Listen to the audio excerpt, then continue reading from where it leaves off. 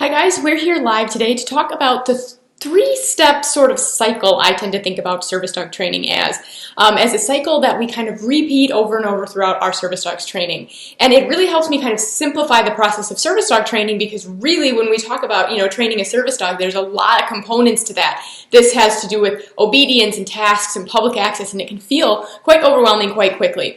And that's kind of what I wanted to talk about today, is this three-step cycle that I have kind of broken service dog training down into it. And really, it's all training, but this is something that we do with our service dogs. And owner trainers tend to get stuck on this one piece of this cycle the most. Now, I have been training dogs professionally for over 10 years and for training service dogs specifically for half of that time. So I've worked with a lot of owner trainers, both in person and online, who are trying to train their own service dogs. And that's where I see a lot of these patterns emerge. Now, the three-step process is really quite simple. We teach our service dogs a behavior, we put that behavior on cue, and then we proof that behavior around distractions and in public, right?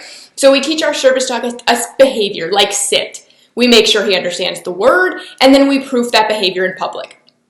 And then we do that again and again and again with all of our dog's obedience and all of our dog's tasks. So I want my dog to sit and lay down and heel and come when called. I want him to do an alert or maybe DPT or maybe blocking. I want him to stay and go under. We have this big list of behaviors that our service dogs need to learn.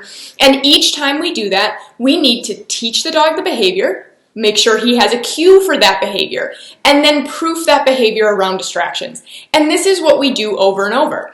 Now, what I have seen is that most owner trainers, and really most everybody in general, including me, we struggle with that last piece, okay? Teaching a dog to sit or teaching a dog to stay, and then teaching him that word isn't necessarily the part that we get hung up on, although sometimes we do. I've certainly had behaviors I get stuck teaching the dog. I just had an issue teaching a retrieve a couple weeks ago.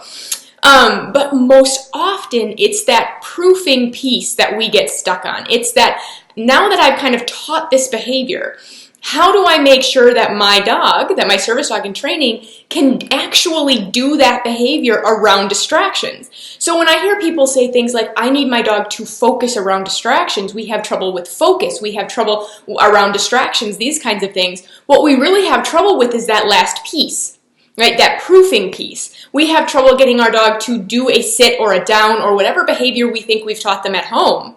We're having trouble getting them to do that behavior around distractions as well, right? So that's really what this service dog training cycle is. It's just as with any training at all. When I was teaching training search and rescue dogs, when I was teaching pet owners to teach their dogs not to jump up on people, when I was working with reactive dogs, when I was doing sports with my own dogs, all of those training disciplines have in common this: teach a behavior, put it on cue, and then proof that behavior around distractions.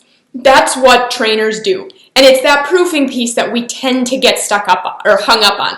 Now, as some of you know, we have our focus building workshop coming up starting tomorrow. Now, this is a 4-part video series. So what we're going to do is 4 live workshops inside our free Facebook group, Train Your Service Dog with Confidence. And in each one of those, we're going to tackle this topic of how do I get my dog to focus around distractions? How do I proof behaviors around distractions? So in the link in the description of this video is where you can find the resource center for that workshop. And it has all the details, dates, times. It has how the workshop works. It has the first 2 assignments that you can actually do with your dog right now. So one is for you to do with your dog, and one is actually for you to do without your dog. But there are 2 assignments in there right now that are going to help you get the most out of this upcoming workshop. And so you can find all of those resources in the resource center in the description of this video. Now, the first workshop video is tomorrow. So tomorrow, Wednesday, October 16th, I am going to be live at 7 o'clock Central Time. That's in the evening, so 7 o'clock p.m. Central Time in our Facebook group, Train Your Service Dog with Confidence, for our first workshop video. And this one's going to be all about the sort of 5 traits that I've seen owner trainers who are successful have in common, and 5 skills that they have in common. And that's 10 things, and it feels like a lot, but the good news is they're all things you can learn. So even if you don't maybe have one of these traits or skills right now, they're all traits and skills that we can learn to do and we can be better at. But over the course of the last however many years it's been training dogs and teaching owner trainers how to train their own dogs, both in person and online, I have found that there are kind of these 10 things that everybody who's having success, everybody who's moving forward easily in their training, who's teaching their dogs to work around distractions, who's not hitting wall after wall after wall in their training, they all have kind of 10 things in common. And that's what we're going to talk about tomorrow. What these 5 traits are, these 5 skills, what these things are that I have seen many owner trainers have in common that allows them to have success in this very long journey of training their own service dogs, and how you can do that as well. So tomorrow, if you're watching live, it's tomorrow. If you're watching the replay, this replay anytime in October of 2019, the workshop starts on Wednesday, 7 o'clock Central Standard Time in our free Facebook group, Train Your Service Dog with Confidence. And I will also put that link in the description of this video as well, so you can get inside that Facebook group. But make sure to join us inside the Resource Center, where you can get that those first 2 assignments. Because if you have those done, if you're a little bit familiar with a couple of things moving into this workshop, you're really going to get a lot more out of it. Now, of course, if you haven't had time or you don't have time, you should still join us for the workshop because you're going to get a lot out of it either way. I'm going to teach a lot of stuff. But the way that this workshop will work is we will do a live video inside the Facebook group, and then the replay and a PDF download will be available afterwards. So even if you can't join us live, there will still be you'll still be able to catch the replay and the download that goes along with it. Now hold on, because usually when I do a live like this, I can see your comments. There we go. I want to make sure. If you have any questions about the workshop, go ahead and throw them into the comments now that I actually have this box open, and I can actually see if you guys have any comments. Okay, so that is basically what I wanted to kind of cover today. Is really, when you think about your training, it is a 3-step process. You need to teach a behavior, put that behavior on cue, and proof that behavior around distractions.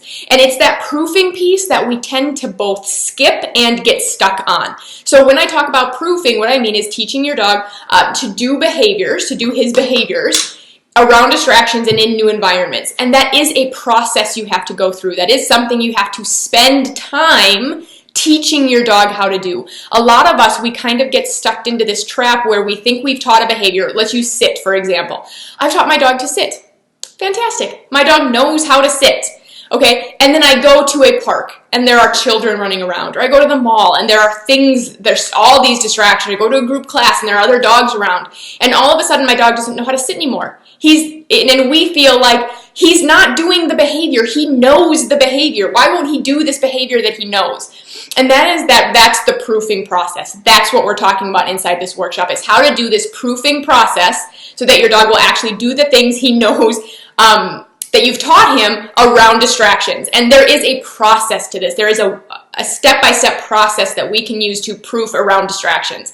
And that's what we're going to start talking about inside this workshop. So we do have one question. Heidi was asking, showing us how to do things because she's a visual learner. There are going to be demonstrations inside this, inside the workshop. It's a 4-part workshop, so we're going to do 4 live videos, and there are going to be some training demonstrations worked into there, as well as videos, just pre-recorded videos that I'm going to share with you, because the software that I'm using right now allows me to show you a video that I have pre-recorded and put it up on the screen for you to see. So inside the workshop, we are going to be covering I'm going to do some demonstrations, and then I'm also going to share with you guys some videos. So there will be some, we'll talk a lot like this. I've got some like slideshow type stuff to show you. I've got some videos to show you. I've got training demonstrations to show you. And then there will be PDF downloads as well. So we're going to have a lot going on over the next 2 weeks as we talk about this really big topic, which is proofing. Okay, and working around distractions. Now, that's all I have for you guys today. If you guys have any questions at all about the upcoming workshop, ask us inside our Facebook group, Train Your Service Dog with Confidence. And I hope to see you guys all tomorrow night, Wednesday the 16th, at 7 o'clock p.m. Central Time. But if you can't make it, the replays will be available for you guys. All right, have a great day, and let us know if you have any questions. I'm super excited to get started tomorrow because we've got tons of cool stuff to share with you. All right, I'll see you guys later.